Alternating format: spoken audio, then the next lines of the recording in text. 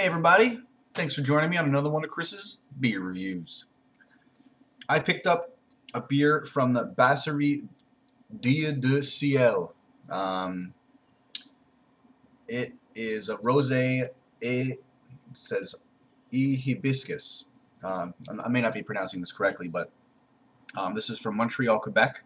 It's a strong wheat beer. It's a 341 milliliter bottle at 5.9% ABV. And what else does it say here? You know what? I went to the beeradvocate.com this time because I wanted to see if I could pick up on the IBUs, some of that information. I didn't quite get any IBU information, but the bros, the people who own this website, actually gave it a A-. So, you know, they're supposed to have, stereotypical, I guess, more intense, ratings, right? You'd think that they would give them less of a ratings, but believe it or not, the community, the people, the reviewing community has given it a B+. So they're pretty much neck and neck, A-, B+. So this is going to be a good beer. What else does it say here? Yeah, I really can't find the IBUs. I'm really sorry. Let me just double check.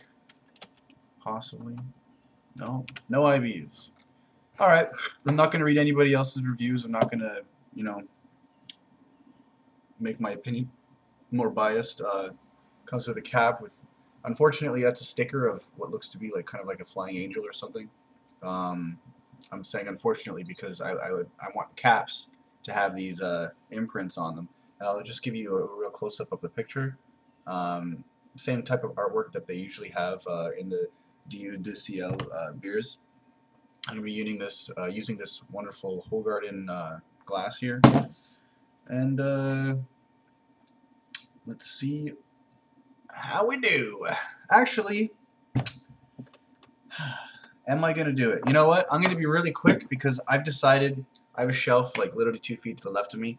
I'm going to pick up a glass that's going to be more, it's going to support this beer a lot better. It's one of my chalice beers, or chalice glasses, and I think we're going to be dealing with, it says Rosée, right? So we're going to be dealing with a very sweet type of beer, right? So I'm going to be wanting to use something that aerates the beer better. So here we go. Hi! I forgot to mention that I'm pairing this up with Chef Boyardee spaghetti and meatballs. Not really somebody who usually pair up food with my beer reviews. I'm not even going to show it to you. Oh wow. Whoa, look at that. That's probably the pinkest beer I've ever seen in my life. Couldn't be any more of a rosé. I'm really pleased that I switched glasses at the last minute. Otherwise, I would have been disappointed.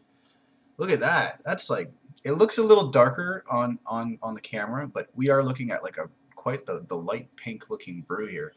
We don't even have really a head. It's a very thick looking body. Could just be very carbonated as well.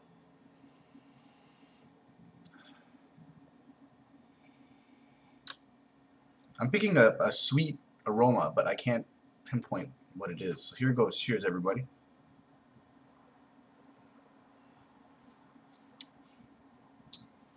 Hey, it's not bad. Not bad at all.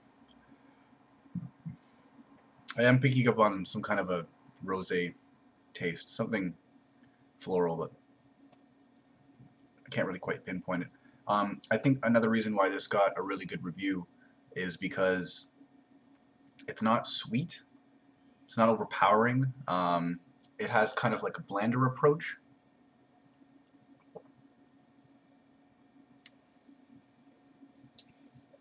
Yeah, somehow manages to cover all these fruity areas without overpowering on the sweetness. I swear I taste, some kind of a grapefruit in there even too, possibly. And what's surprising me is I actually get like a really cool how can I say cool? A very refreshing beer aftertaste, like that you would get straight out of, you know, like a true beer that doesn't have such a fruity looking approach.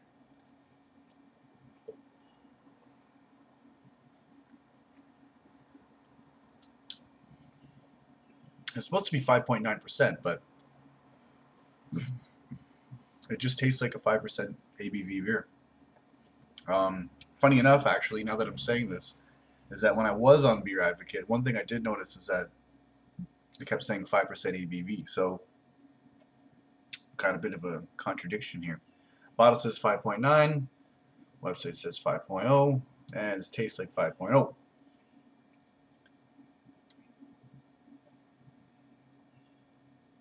Not very much lace at all. Like, I'm only getting lace from wherever I drink from.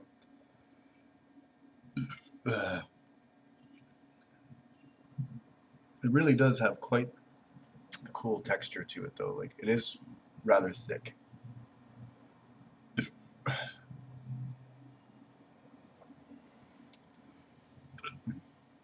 Should have got my tulip glass for this, but it was dirty.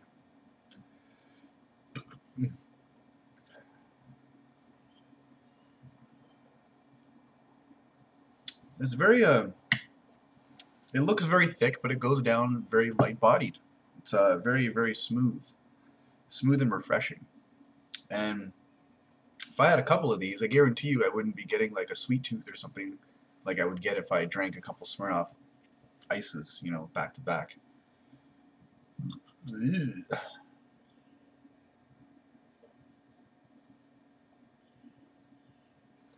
Yeah, no problems with this beer at all. Went down incredibly smooth.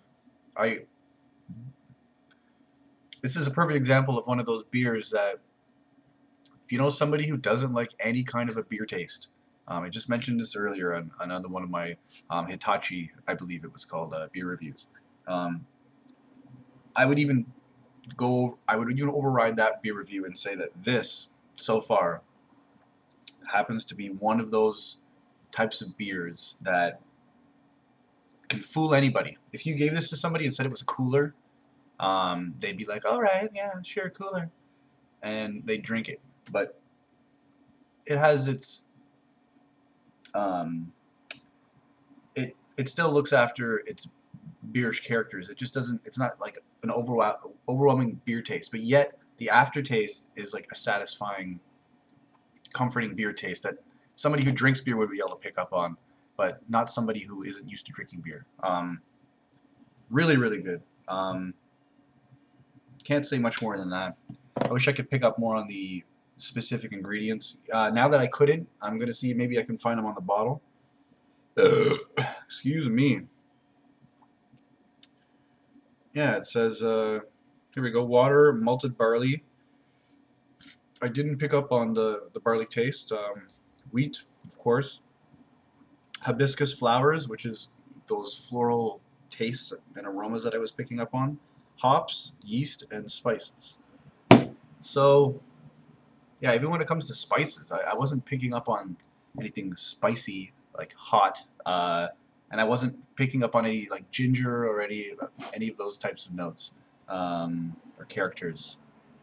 I'm starting to lose my mind here. I just got off of another one of those crazy 12-hour midnight shifts. All right, everybody. Cheers. Thanks for joining me on another one of Chris's beer reviews. Don't drink and drive, but drink responsibly. Take it easy.